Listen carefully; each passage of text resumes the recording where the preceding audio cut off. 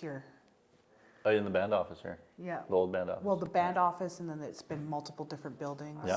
Okay. Okay. Happy.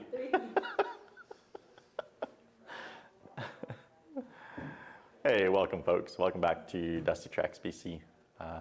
Yeah, lovely topic today. Well, not a lovely topic. A lot of great topics today. Happy to introduce Ashley O'Neill, and I think she's probably better off introducing who she is and what she does, because man, she does a lot. Thank you. Good morning. Hi everybody, my name is Ashley O'Neill. I'm Tanaka Nation. I'm also here from Akum First Nation, and I started a company 4 years ago called Ash Firewear that designs and manufactures female firefighting clothing, not limited to her. I also have a menswear as well. And what separates me from every other FR company in North America is that I am biodegradable. Oh, Yeah. I didn't know that. I didn't see that piece on the Oh, on no? the website. No, No? That's really cool. Yeah, so the reason why I chose biodegradable is because if you look at other FR Nomex materials that you wear, you notice that they say 88% cotton. Well, we all know what cotton is. It's a natural material. And the other 12% is nylon. And in that nylon, the main ingredient is heavy crude material, right? Which is cancer-causing agents. So when you sweat, what happens is your pores open up, and whatever's sitting on your skin, you absorb that into your skin. And it's they're doing all sorts of testing in Canada and the United States right now on people who are firefighters and other agencies and industry workers that are receiving cancer on a regular basis while they're still active or well after retirement. And it's boiling down to the chemicals that they're wearing on their skin that's actually supposed to be protecting them. So I have taken that chemical out of this, and I use all natural materials that create this FR, so fire resistant. So I don't use any of those cancer causing agents at all. So that's what makes me biodegradable. I use 100% all natural materials, and I specially weave these to meet the NFPA standards of 1977, which is for wildland firefighters, and the Canadian equivalency is CGSB 155.22. And I also covered the standards of NFPA 2112, which is a flash resistance for oil field workers, miners, welders, and other people like that. So yeah. That's wild. I can honestly say I don't know the specifications for, for a lot of what you just said. That's, yeah. I haven't done professional wildfire fighting. Definitely grew up in a hot area, and no stranger to it. But yeah, so fire resistant or fire? So not at all. A lot of people say fire resistant, fire retardant, or Nomex. I don't carry any of those components like the other companies do. So I'm just FR, which is fire resistant. So what I've done is taken natural materials and twined them together to create this fabric. So it's a little bit heavier. It's almost like a denim, but it's also rot, mildew resistant, and it is also moisture wicking. So it pulls the moisture away from your skin. So you know how you wear a backpack and you're marching around out in the bush and you get that sweaty back? Oh yeah. Well, that also doesn't happen. And then also I've known the last couple of years, if you're in a truck full of sweaty men, you know, you get that musky smell. Well, the clothing doesn't hold that musky smell, and it doesn't keep it in. So you don't get that smelly man smell. Can attest to that. Yes. Not just limited to, but so this is like the luxury of safety wear. Yes. So this is brand new technology in North America. And I brought it over to North America. I'm still very small at this time.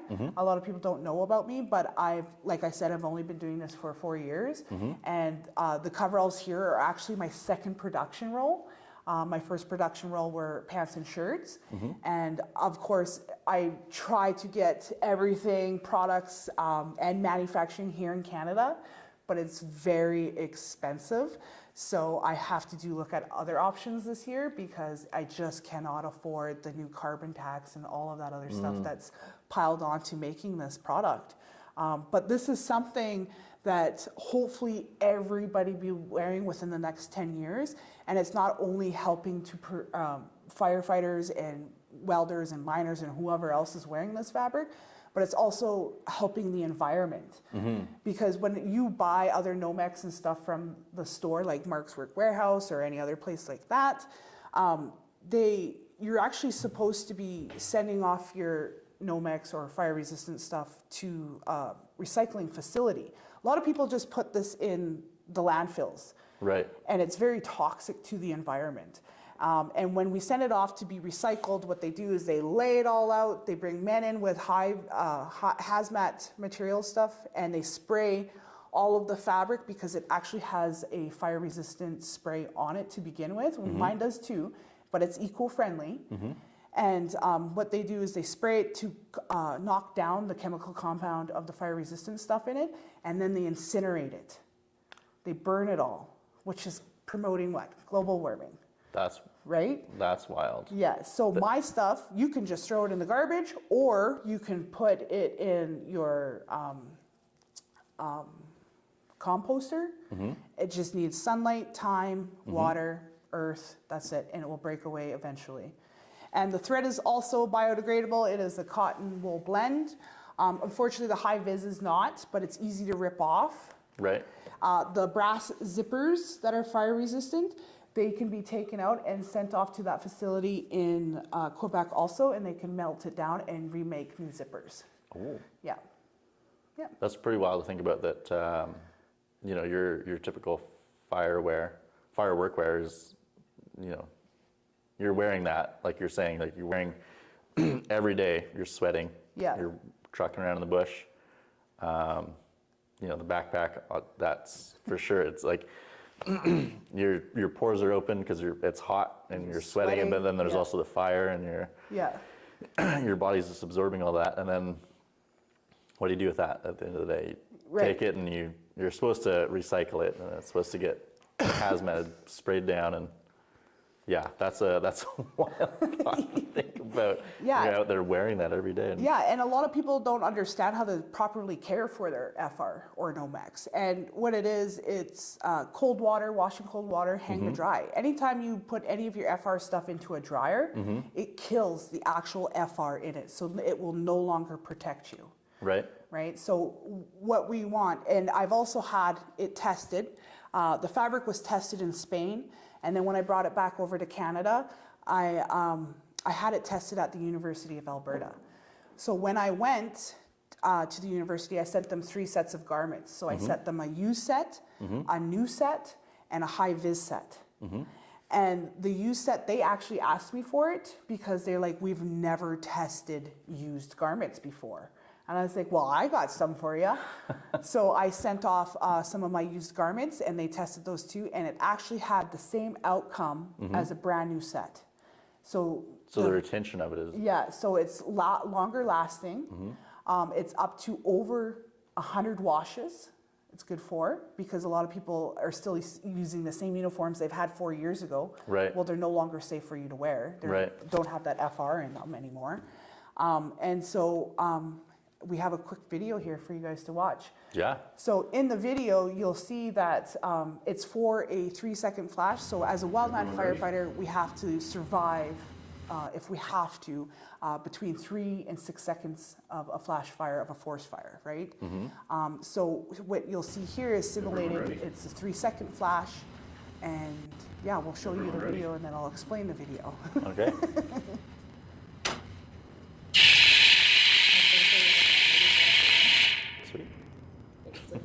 Okay. Yeah, so I can talk to that. So on that mannequin is covered with thousands of sensors. And then so after they torch the fabric, they analog it. And so what the outcome of it is that they had 11% burns on the arms and legs, and the severity of burns were a 2nd degree. So can you survive with 2nd degree burns on your arms and legs? You can, with some difficulty. Yes, you can. Can you survive with a burnt back? Increasing difficulty. You could. Yeah. Yeah, but can you survive with burnt lungs? No. No. Yeah. Right? So yeah, there you go. Wow. Yeah. So I was very thrilled with the outcome of the testing. It was a huge accomplishment for me to do that here in here.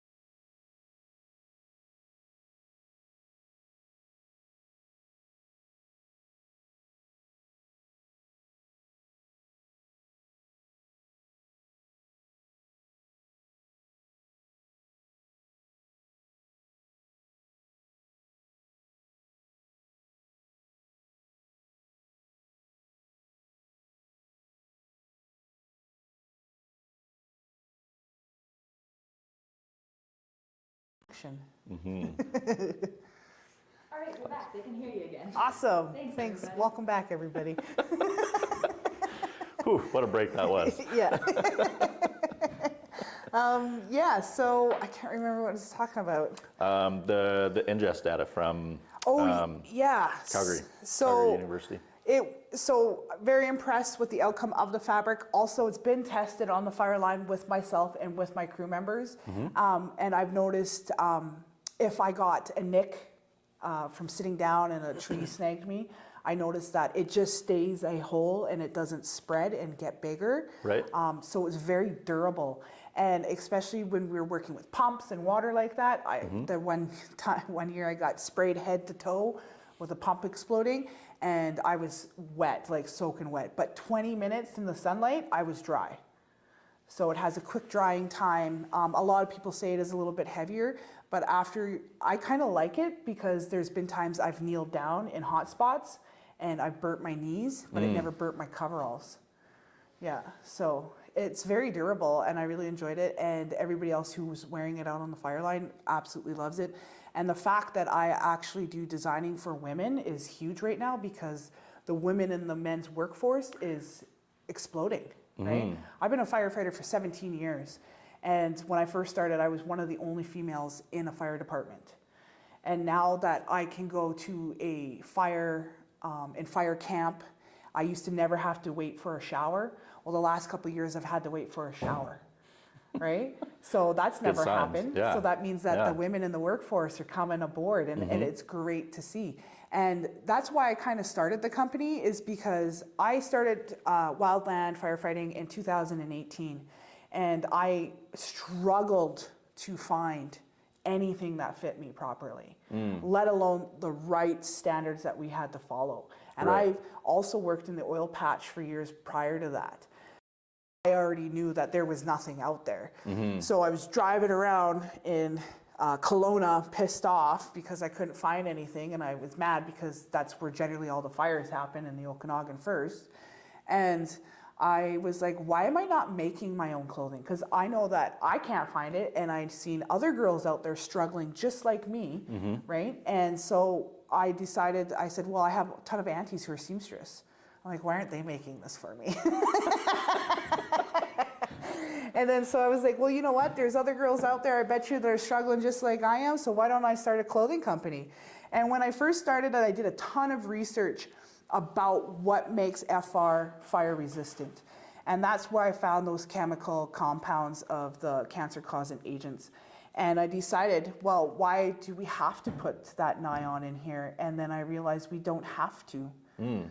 And that's why I decided to take that chemical compound out, and I just left it with it on all natural material. And to be honest, this is 100% cotton.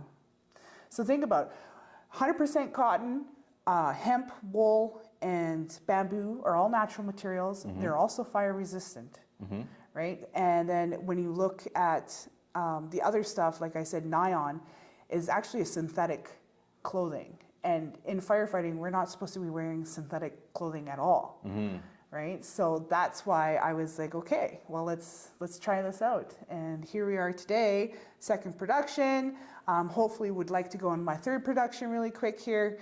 And this is, yeah, this is where I am. And this is what I'm proud of. And it's taken a lot of sweat and tears and blood, but I'm gonna keep pushing. I think you absolutely should. Yeah. So. What was the drive for the overalls versus like a shirt and pants? Because I had a lot of people that wanted coveralls. Like I said, the firefighting, I kind of design around firefighting because there's generally nothing for actual firefighters. They just buy them from random companies and slap them on your firefighters. The pants and shirts were meant for us on the line. To be honest, a lot of females do not like to wear coveralls because if we have to use the washroom, we got to get naked to do so. So, and a lot of men like to wear the coveralls, but lots of other companies like oil field companies, welders, and miners wear coveralls. So that's why I came in with the coveralls. Okay. Yeah, and I also do custom. So if you didn't like this color or whatever, and you don't like the style, then we can make whatever you want in colors, and we can produce that for you. Colors and like the fit of the garment as well? Yeah. Yeah. So I generally like to do custom fitting, so because everybody has a different body type, whether you're a man or a woman. Yeah. And I did this because I understand how women feel when you're out working really hard. You don't want to think about what you're wearing and how good you look. Well, sometimes we want to look good, but we don't want to have to worry about it, right? Yeah. And you know what? I found out men came to me and said the same thing. They think about what they're wearing. So that's why I came out with the coveralls. So if you're in my area and you need something hemmed or brought in, then I can do that. And then I also try to, when I do these in a manufacturing on a larger scale, I try to match them as best as I can to the normal body, because we can work from something from that, right? I would absolutely love to have my own manufacturing plant here in the East Kootenays. However, we're just not there yet, and hopefully that's where we're going to develop is on lot 79. Yeah. That comes into play. Yeah. I think we have a lot to talk about before that, but yeah. But that is my life goal, is to have a manufacturing and gear repair hub shop here in the East Kootenays on Uckham First Nation. I'm also going to partner in with CORE and other places like that too to help with that that dream come true. Yeah. That's really cool. Yeah, having tailor fit workwear, I think is It's huge, but also that I know of, there's not a whole lot of it. No, there isn't. Yeah. There's not a whole lot. There is a girl that I actually have a conversation with this afternoon, maybe. She's in Kimberley. I can't remember what her company's called, but there is smaller people out there, but people don't understand, like, you have a favorite ski boot or hiking boot and it has to be repaired. A lot of people throw out those $500 boots, but instead of wasting all that money and putting it in the landfill, we could be repairing a lot of this stuff and reusing and recycling. And that's the goal. And that's the whole reason why I kind of went with the biodegradable, is because I wanted to make sure that it was safe for the environment and for the people to wear. I mean, that's, yeah. Yeah. Those types of things are things that I'd like to look for. Can't always afford sometimes. Yeah. Yeah. But, you know, it's important, just like we were talking earlier about ingest of food and learning go hand in hand. It's like what you're wearing and what you're allowing close to your body also goes, you know, to your longevity. Yeah, and if you think about it, like, we have these huge mega fires now, and it is to do with a little bit of global warming and, you know, neglect of the land over the past 100 years, but we can try to prevent some of that. And by one is probably the PPE that we are wearing, right? So instead of throwing it in the landfill and promoting the global warming, let's not use it and recycle it and use it as a biodegradable material. Yeah. Yeah. You said 17 years. You've been active in the forestry service And firefighting. and firefighting. Yeah. Would you speak a little bit more on that? Yeah. So my first 10 years, I was a structural firefighter. So I started off at my local fire department, and I worked for multiple fire departments in the Columbia Valley and the Southeast lower area here in BC. I also was a deputy chief in Saskatchewan, and I also was down in Montana. I did some firefighting down there. And then the last 7 years, my life has been fully gulped in wildfire and urban interface. Yeah, so that kind of breaks off to where I step in with the company that I work for. Yeah. Yeah. Yeah. And would you speak on that a little bit? Yep. So I work for Kootenay Enterprises, which is the development corporation for Kootenay First Nation. And I branch off into the Kootenay Flagging and Safety division of ACE. And so in that division of Kootenay Flagging and Safety, which we call AFS, we have the flagging company, we have the secure guard, and then there's me, which is the fire safety. So I am the fire safety coordinator and the fire smart coordinator of Kootenay First Nation.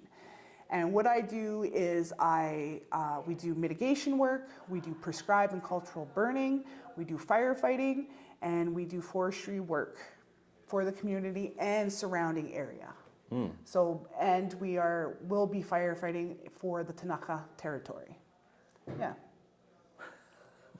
And that's a little bit of what you do, but focusing on some of those points. What possibly a few people have heard it, and I think the larger audience probably doesn't really understand what prescribed and cultural burning is. Would you feel comfortable speaking on that and explaining it for? Yeah, absolutely. So cultural and prescribed burning. So being a firefighter for as long as I have been is fire suppression.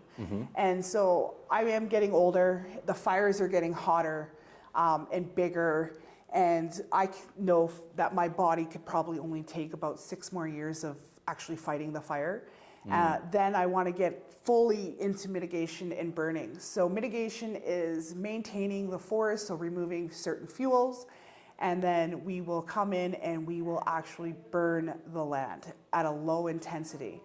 So cultural and prescribed burning is something that my people, the Tanaka people, did for multiple years prior to the residential school and the government coming in and taking away our culture. And it has been proven that the Tanaka people, with a wide range of the Tanaka territory, we would burn in certain areas when we were done using the land, because we knew when we come back, if it was a year or 2 years later, that the land would be replenished, because we understood that we needed fire and it was part of the natural ecosystem. And by lighting these fires after we left, we knew that it would bring down certain canopies of trees, which the trees would let in the sunlight and hit the ground, and then the grass would grow, and that brings in animals. And then we would eat those animals. So we knew that certain nutrients and certain plants and certain medicine plants and berries, bushes that we used and ate off of on a regular basis needed fire to be able to produce more or make new plants. Yeah. I think nowadays, I mean, I'm sure there's a lot of people out there that understand that, but maybe some general public doesn't understand that you need the fire to propagate certain stuff. Yeah, and fire at a low intensity is also a fire suppression, right? So by applying low intensity fire in the spring and in the fall, when we do have our fire seasons that come in July, August, June sometimes now, there's no fuel on the ground for that fire to consume. So if we remove that fuel before that big fire comes in, it slows right down or stops in that area because there's no fuel for that fire to feed off of. And we have a great example here on Kootenay First Nation. So in the spring of 2023, we did the pasture burn, prescribed burn. And that was, it was 3 days of burning. We collided with the city of Cranbrook, and we also burnt the east side of the Cranbrook airport was day 1. Day 2, we came on the reservation and did the first half of the prescribed burn. And then the 3rd day, we finished off the prescribed burn. And that was a huge success. We got over 550 hectares burnt just on reservation land. And combined with the city of Cranbrook, it was a huge success. And then in July of 2023, we had the St. Mary's River fire break out here on Uckham First Nation. It took 7 homes and 85% of our forest. However, when the wildfire jumped the road and got into the prescribed burned area, it slowed right down and they were able to get a hold of it and stop it. And that's what saved the Cranbrook airport and over 300 homes in the surrounding area. Yeah, so it shows how beneficial providing low intensity fire back to the ground. Yeah. Yeah, if you take away the fuel, there's Nothing for it to eat. Nothing for it to eat. And Yeah.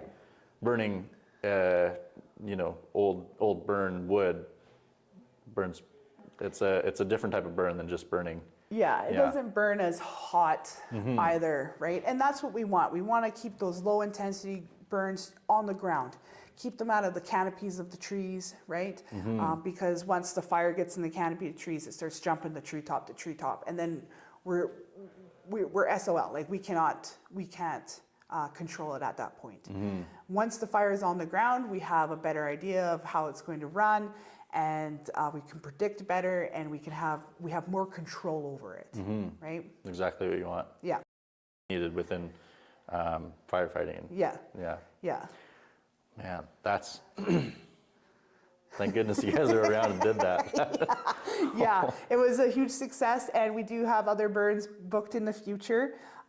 So with me being here working at ACE for outcome flagging and safety, I work really closely with the city of Cranbrook and the city of Kimberley and Ministry of Forest, and they will utilize my crews for firefighting, mitigation, and prescribed burning.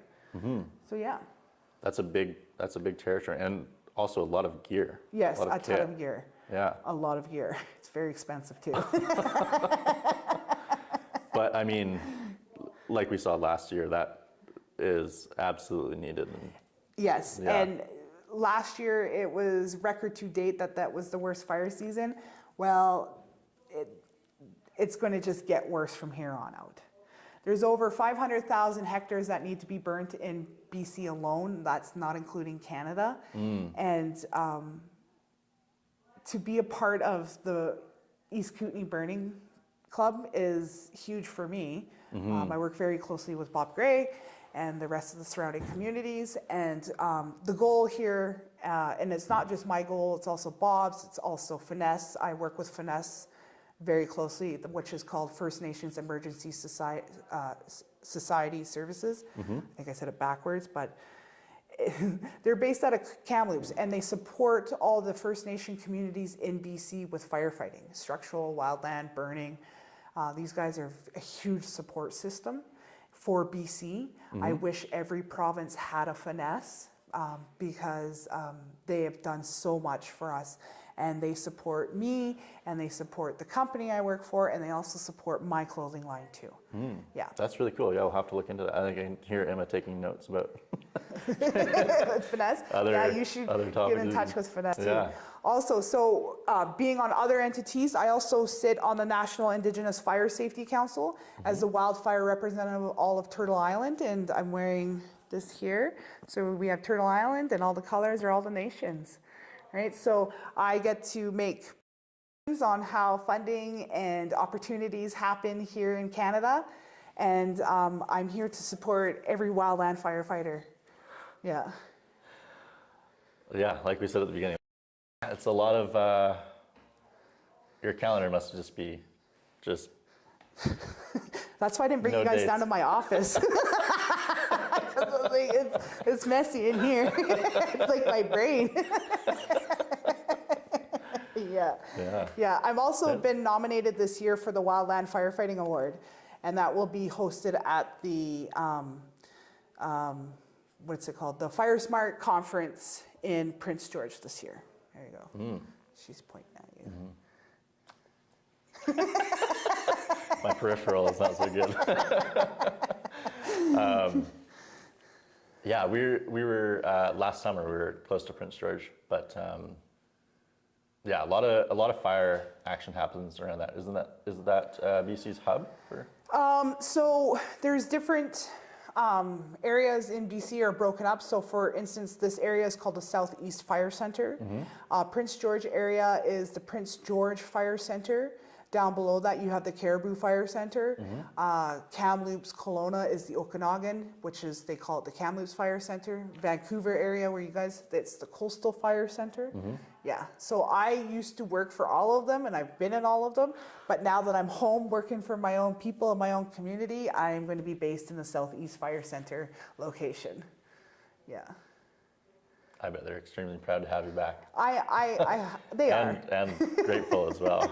Yeah, and a lot of people, I used to spend a lot of time up in the Caribou region and with the Chilcotin people, and I really miss them, to be honest. I really enjoyed my time up there. I loved the people, I loved working with the people, I loved training the people. I used to call the Chilcotin territory my second home because I spent a lot of time there. Unfortunately, I won't be going back up there this year. But I do know that they miss me because they've told me.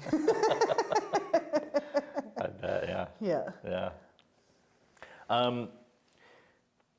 Yeah. Speaking on more locally, what are some other avenues from ACE? From ACE? Yeah. Oh, so we can talk about ACE. You want to talk about ACE? We can talk about ACE.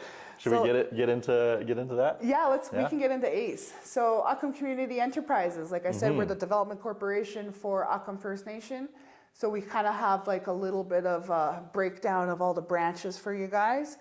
So we got ACE, and then we have our ACE admin, who is Amanda Dixon. We can bring her in here. And then we have ATLP, which is the trading post. Which is our local gas station here on the reservation.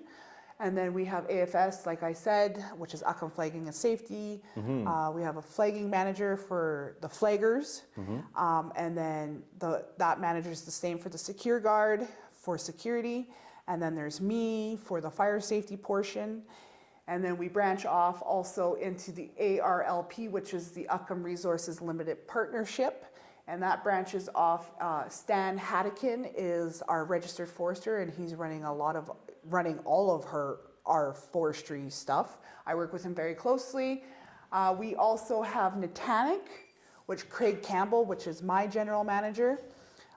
He's the general manager of ACE, and he is working on the Natanic, which is our solar panels for Uckham First Nation. And then also we have Paul Hammerton, and he's in the agricultural section, and he is bringing on board the grocer unit, which is a hydroponic secant. So we are able to grow fresh leafy vegetables on all year round. And so we're going to promote healthy food and health in the community and surrounding area. And he also deals with the ranch, and the ranch has to do with cattle, horses, chickens, goats, and we're providing fresh meat and fresh eggs to the community. And then he also deals with the economic development section, Paul and Craig, and that is the lands and the properties that we deal with.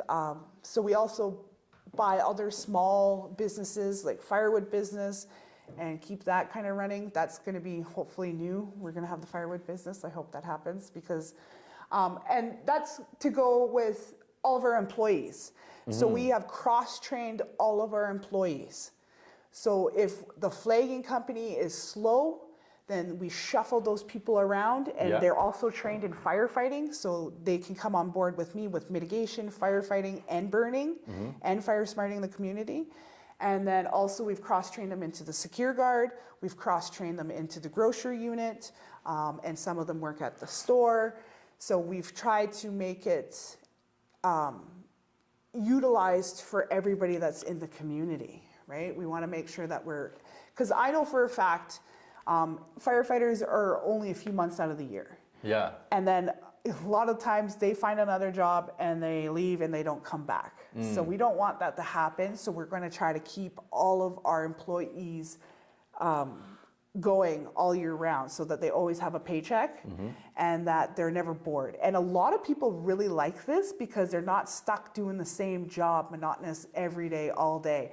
So like say 2 days they're flagging, 2 days they're firefighting, or they're out mitigating, or else someone's in the grocery cutting some lettuce down. Yeah, or up at the gravel pit. That's another thing that we run is the gravel pit here on Uckham First Nation and Kettle River is managing that for us. And that's also a Tanaka business. And we just want to make sure that we're device and we're utilized and that we are capable of supporting the community at all times. Yeah. I was wondering if you could talk a little bit about all the different types of training you personally have been doing. Yeah. We did skip over that. Yeah. Yeah. So all the training that I do for Uckham First Nation, I mean for Uckham flagging and safety, you can get twisted on some of the names. So as a wildland firefighter, so I promote and train S100, 85. We do multiple chainsaw courses. We will be soon offering more wildland firefighting training courses. I'm actually just putting a bunch of people through first aid right now. And then we will also be doing flagging, so TCP training and secure guard training. And the goal is to have training here at ACE, Uckham Community Enterprises, once a month. That is our goal, so that we're constantly bringing in people and training them and keeping them up to date so that they're able to work in their environment safely and soundly, right? So we just want to make sure that everybody's on the same page. Yeah. That's a whole lot of certs to hold. Yeah, yeah. You want to see all my certs? Next page, next page. Yeah. That's a lot. Wow. And I like how, like you were saying, like, yeah, firefighting is a seasonal job. Yeah. You know, you're for the, I want to get it right here,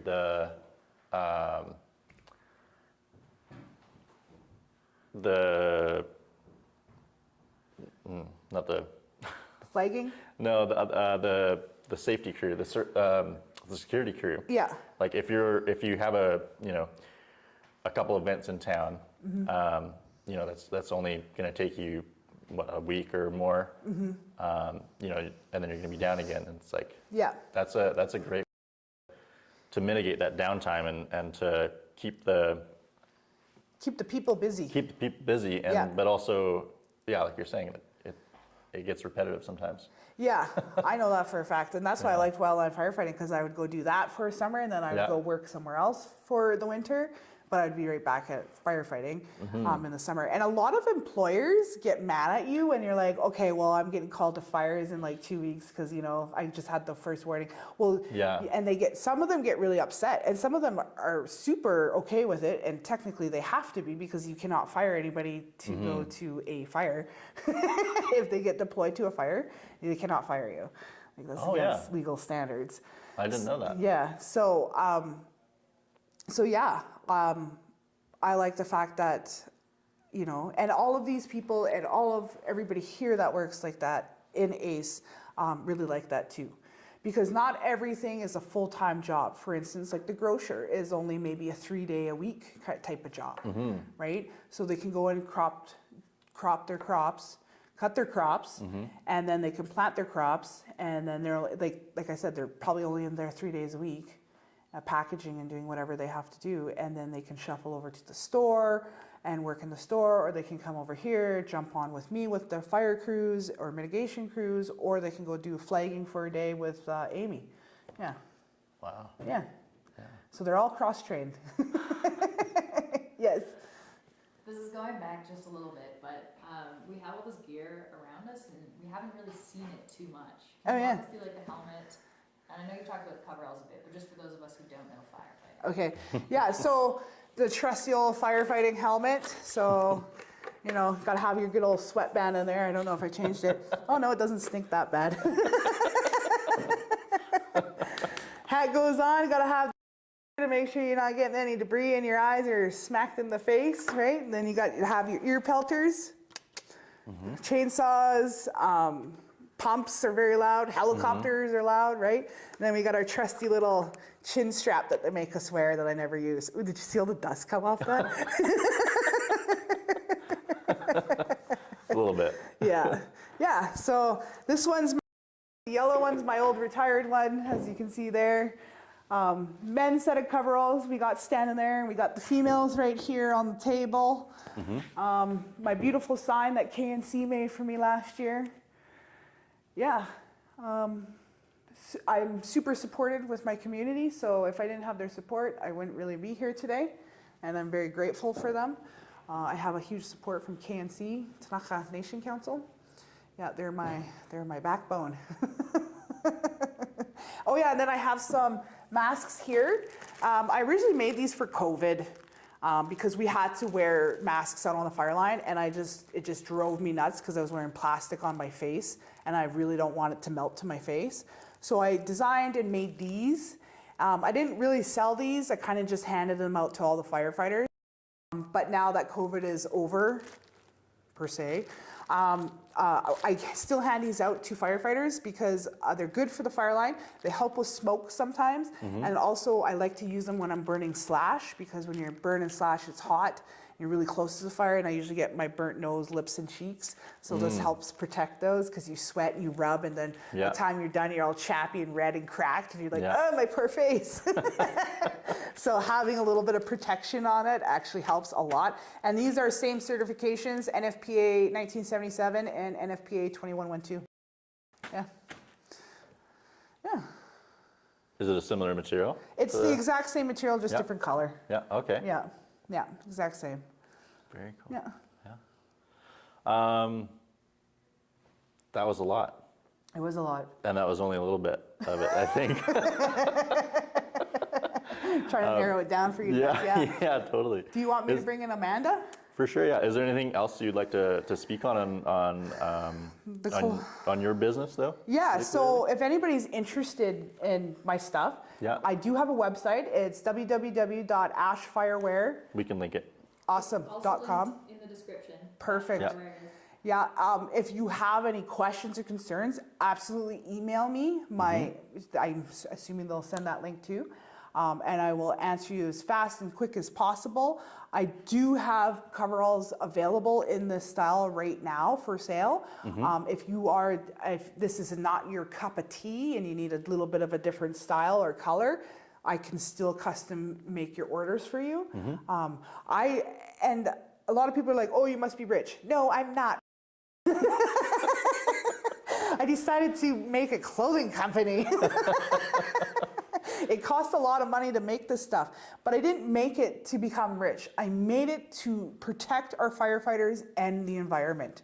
So that's why I'm willing to work with whoever wants to buy this to suit their needs, because I just want people to be safe and, and also safe for the environment too. So yeah, that's Ash Fireware for you, and amongst of Ashley O'Neill's lists of that she does.